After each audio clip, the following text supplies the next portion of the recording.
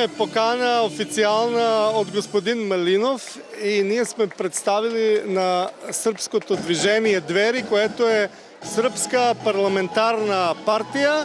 Аз съм официален представител, защото зная български и се много радвам, че съм за първ път в Казанлъшки край тук.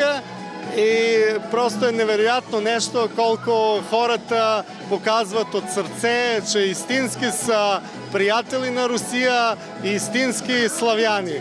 В този смисъл трябва да знаете, че и на запад от Калотина има много русофили, които обичат както Русия, така и България. Защо е важно в социален и в политически план славянските православни народи, България, Русия и Сърбия, да бъдат приятели?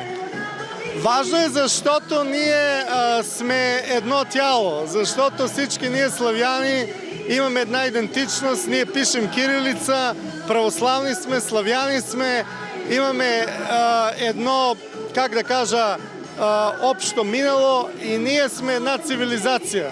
От друга страна, вие виждате, че настава ново време, където се подменят народите, където имаме агресивни просто нахлувания и на други народи. И ние на Балканите трябва да разберем, че трябва да идва време, където трябва да имаме такава политика и геополитика, където трябва брат брата да подкрепя. Мисля, че сърби и българи имат много повече интереси, които могат заедно да осъществят, а имат много общи врагове и това всички знаят кои са те. За двете имена само искам да помоля. Горан Игич, сръбско движение Двери от Белград. Имам честа